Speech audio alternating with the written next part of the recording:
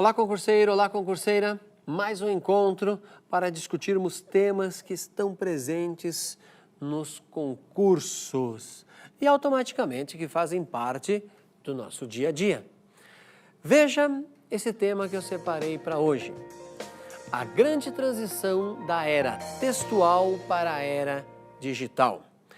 Só pelo título nós poderíamos falar horas sobre esse assunto, tá certo?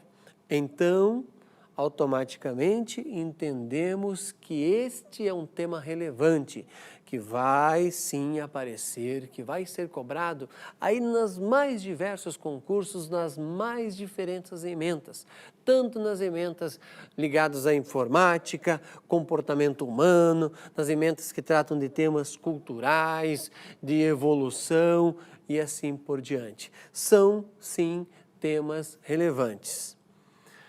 Outro ponto para chamar a tua atenção, daí aqui no ponto econômico. O ano de 2012, você deve ter percebido que isso apareceu muito no noticiário, que foi o ano da venda dos tablets. Se tornou um objeto de consumo, um desejo de consumo, isso de toda a população. O interessante isso, concurseiro ou concurseira, esse sonho de consumo para crianças, adolescentes e adultos e todos os preços. A gente vai encontrar essa mercadoria nas mais diversas faixas, não só etárias, como de preços. O interessante, o que me fez tratar isso com vocês, foi uma das matérias da revista Veja, que vários especialistas comentaram, eles afirmaram o seguinte: esses aparelhos estão provocando uma das maiores mudanças da nossa história, tanto na escrita como também em nossa mente. Agora você se pergunta, por que os tablets estão trazendo, ou melhor, estão fazendo uma modificação na escrita como em nossa mente? Como parece ser banal, como isso se popularizou e se massificou com uma velocidade muito grande, nós perdemos a noção de tempo aí. Então, eu quero fazer um parênteses para que nós possamos refletir sobre isso antes de entrarmos em dados específicos. Vamos lá? Pensa comigo. Há 4.000 anos, nós estávamos registrando onde as nossas informações? Nós registrávamos nossas informações em uma tábua de argila, perfeito? Em uma rocha, registrávamos em cavernas, através de pinturas rupestres, entalhava numa determinada rocha um desenho, mas o ser humano só tinha a comunicação verbal na maior parte das vezes. Dificilmente nós tínhamos uma comunicação anotada. Poucas pessoas tinham este acesso. Perfeito? Então, feito esse histórico, até para que a gente perceba que do ponto de vista, em termos geológicos, em termos de tempo da natureza, 4, 5, 10.000 anos é um tempo insignificante, contando os milhões que o ser humano existe, que está nesse planeta, e os bilhões que existe o planeta Terra. Então, é um tempo extremamente pequeno. Feito, então, essa introdução, deu para a gente, mais ou menos, para que nós pudéssemos nos colocar em termos de tempo. Vamos dar um salto agora para mais uma análise? Concurseira, concurseiro, vamos dar um salto aí? Vamos sair da fase que o ser humano não sabia escrever, mal entalhava numa rocha os seus desenhos, mal desenhava o que ele queria divulgar numa tábua de argila, para a escrita. Isso aí depois eu quero que você faça uma relação lá na frente com a questão digital, com a questão do tablet. Perfeito? Então, olha só, até você pode ir na fonte, se você tiver um tempo, se você for uma biblioteca ou mesmo na internet, procure na revista Veja, do dia 19/12 de 2012. Lá foi publicado o seguinte: até Sócrates temeu o desenvolvimento da escrita. Sócrates era um grande apreciador da oralidade, veja bem, da retórica, do diálogo. Sócrates acreditava que só a palavra estimulava tanto o questionamento como a memória. Sócrates chegou a acreditar, veja bem, que os jovens atenienses do seu tempo, com o recurso fácil da leitura, iriam deixar com o tempo de exercitar a sua memória, pois ele, Sócrates, entendia que a palavra escrita não fala, abre aspas aí, não fala. Isso seria um problema, iria com o tempo fazer com que as pessoas perdessem a capacidade de questionar. Viu que interessante? Então, vamos abrir um parênteses aí para nós visualizarmos um tempo longo. Primeiro, não sabíamos, não registrávamos nada, não sabíamos como transmitir o nosso pensamento através de símbolos. Começamos lentamente com as pinturas rupestres, com a argila, entalhando em rocha. Um dia aprendemos a escrita. Quando aprendemos a escrita, Sócrates vem e questiona e diz, isso vai ser um problema, pois a escrita não fala e fica muito fácil você pegar e ler alguma coisa mesmo que você... Veja, na época era pergaminho, olha que interessante isso. O pergaminho na época foi o tablet de hoje, ok? Causou espanto a um dos maiores gênios da história da humanidade, Sócrates. Avançando um pouco mais aí. Veja esse trecho agora, mas só que de Platão, ok? Isso que eu vou falar agora. Platão, um fiel seguidor de Sócrates, ao afirmar que a escrita, tomada em si mesmo, independente de fatores externos, não tem a capacidade, o poder de transmitir um ensinamento.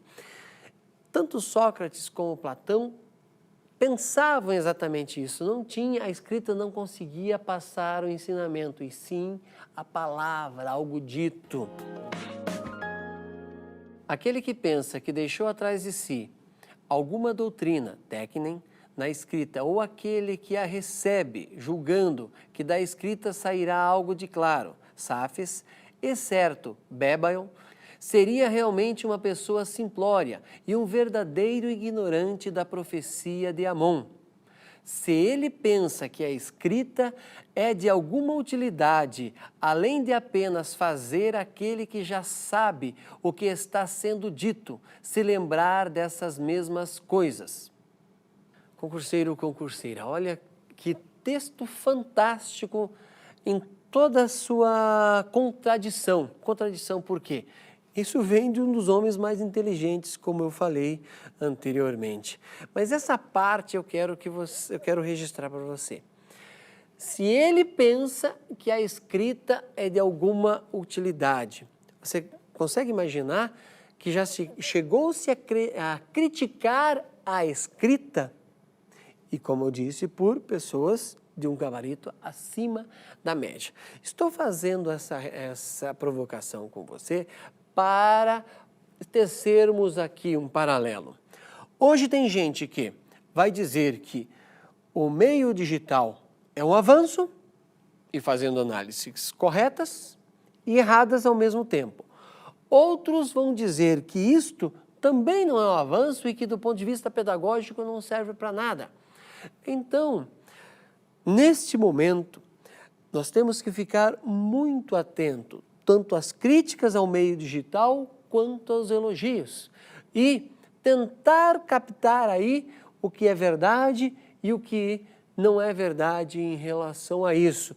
Pois se até Platão e Sócrates erraram e achavam que naquele instante, ou que a retórica seria para sempre o melhor meio de despertar questionamento, nós temos que agora nos questionarmos se realmente isto é um avanço e como que ele vai ser esse avanço. Entendemos que sim e que pode colaborar muito, mas como? Será que estamos fazendo da forma correta? Para ilustrar o que eu estou falando, eu quero que você acompanhe comigo essa matéria. Vamos lá. Tudo bem? Eu sou Lúcio Pereira, sou gerente de marketing digital da Sony. Estou aqui agora para apresentar o novo tablet da Sony, o Sony Tablet. É um produto já premiado internacionalmente. Ele tem características muito específicas e diferenciadoras para um tablet.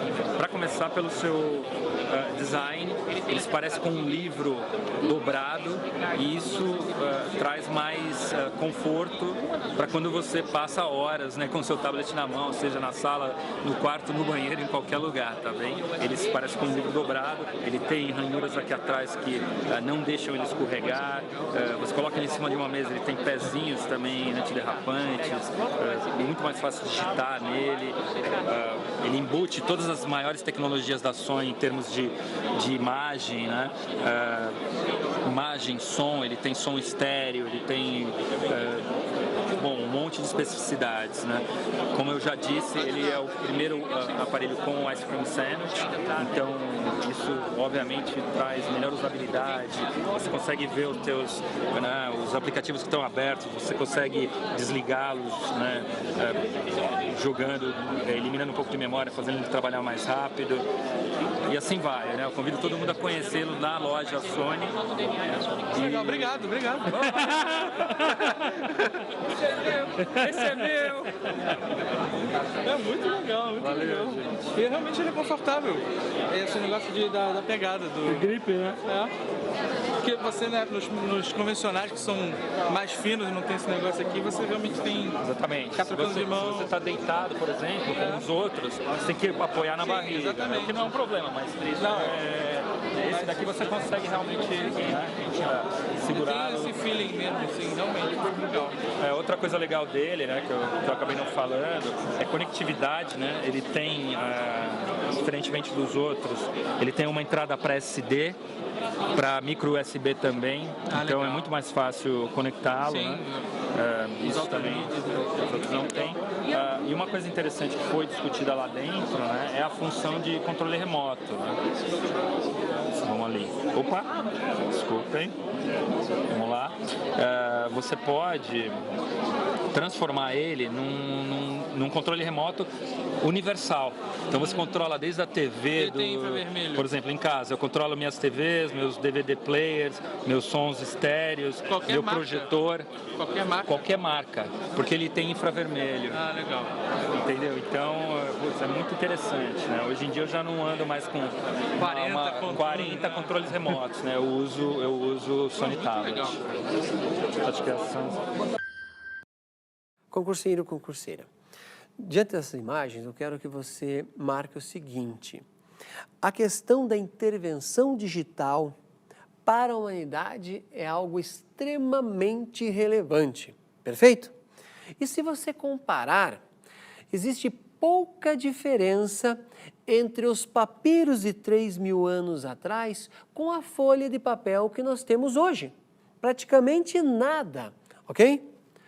Pode existir diferença na qualidade entre eles, a questão de preço, ok? Mas é uma escrita em uma superfície plana e maleável, quando nós saímos do papiro para o papel. Isso, a diferença é muito pequena, isso em 3.000 anos. Ao compararmos essas duas formas com a digital, há sim uma revolução completa. De que forma? Visual e tátil.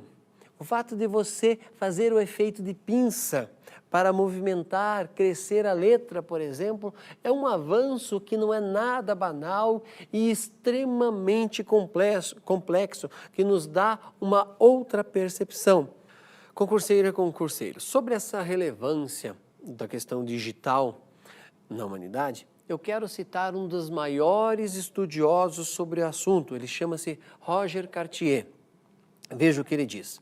Nunca houve uma transformação tão radical na técnica de produção e reprodução de textos e no suporte deles. Concurseiro, concurseira, ainda dentro da ideia de Cartier. Veja, o livro já existia antes de Gutenberg. Gutenberg só teve a capacidade, abre aspas, nesse só teve a capacidade, de criar um mecanismo de popularizar o livro e, a partir disso, tornar a leitura algo mais fácil, que fosse uma maneira de atingir a todas as pessoas. E qual foi o próximo passo, então? Hoje temos um meio digital que populariza o livro de uma maneira muito mais rápida. E o interessante, o livro pode ser corrigido dentro do tablet do usuário. Com o tablet, o que acontece? A editora pode saber em que página o leitor parou e quanto tempo ele demorou para ler esse livro. A partir disso que eu estou falando para você, surge um leque fantástico do ponto de vista comercial e do ponto de vista também de invasão de privacidade. Isso já começa a ser debatido e também pode ser um tema que venha a ser cobrado nas próximas provas. Fique então atento a isso, ligado, porque muito vai se falar. O que eu vou te falar agora é muito interessante e você deve ficar ligado. Nós não encontramos praticamente nada de questões em provas pretéritas sobre esse tema. E isto é um indicativo que questões surgirão, porque é um campo ainda extremamente aberto. Vale a pena você ficar ligado e fazer o máximo de leitura sobre isso.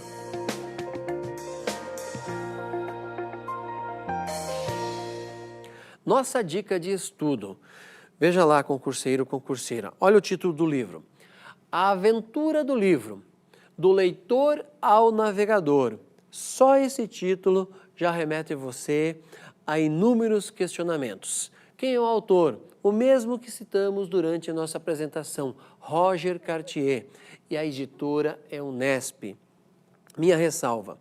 Esse livro é importantíssimo, ainda mais para este tema que é extremamente relevante, pois aí você vai encontrar questões ligadas à internet, ao comportamento humano em relação a isso, questões relacionadas também à educação. Portanto, não há dúvida que, estudando esse livro, você vai com certeza estar habilitado para as provas que tratam desse tema. Assim, eu me despeço desejando a você bons estudos e, é claro, ótima prova.